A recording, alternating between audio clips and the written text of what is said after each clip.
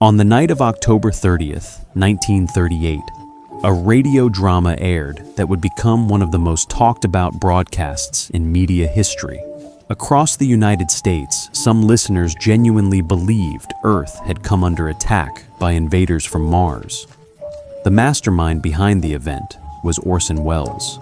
Born May 6, 1915, he showed ambition from the start.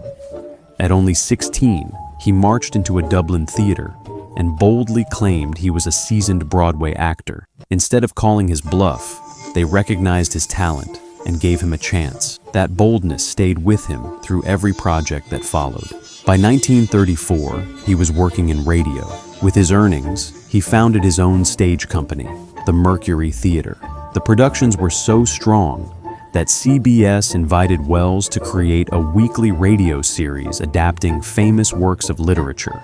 The show had to be performed live because radio stations insisted every sound heard on air must feel immediate and real. Welles thrived under that pressure. His confidence was legendary. He once threw out an entire script the night before broadcast and replaced it with Dracula, and still delivered a hit.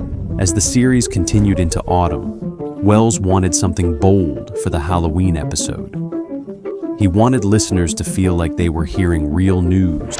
He and his team reworked the script dozens of times, adding eyewitness accounts, panicked reporters, and scientific commentary.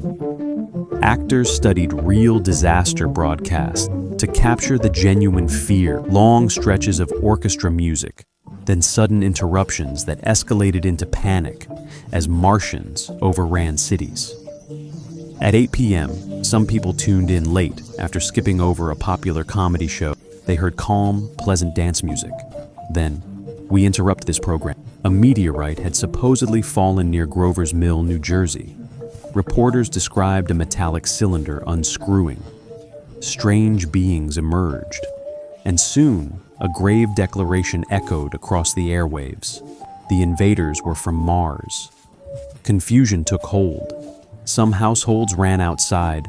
Others called the police for guidance. Churches reported crowds seeking safety and salvation.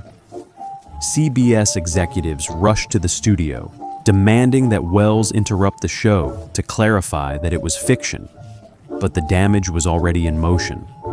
People believed the worst had begun. The next morning, newspapers exploded with dramatic headlines about nationwide hysteria.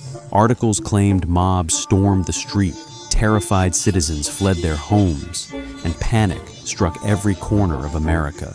Yet years later, researchers discovered a different truth. Surveys showed only a small percentage of Americans were actually listening. In fact, a major competing show dominated the same time slot.